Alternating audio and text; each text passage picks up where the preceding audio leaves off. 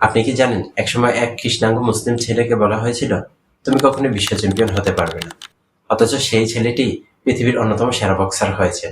তিনি হলেন মোহাম্মদ আলী।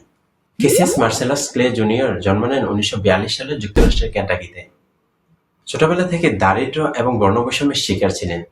হঠাৎ করে একদিন তার সাইকেল চুরি হয়ে গেলে তিনি বলেন, আমি চোরকে মেরেই ছাড়ব। পুলিশ অফিসার তখন তাকে বক্সিং শেখার পরামর্শ দেন। সেখান থেকেই তার যাত্রা শুরু হয়।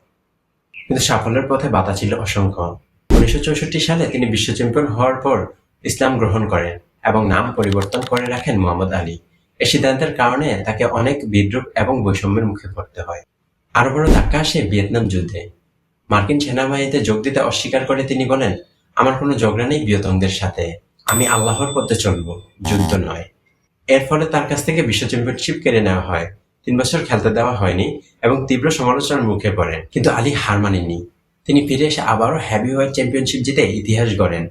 তিনি 3 বার বিশ্ব চ্যাম্পিয়ন হয়েছেন, যা তার সময় কারো পক্ষে সম্ভব হয়নি।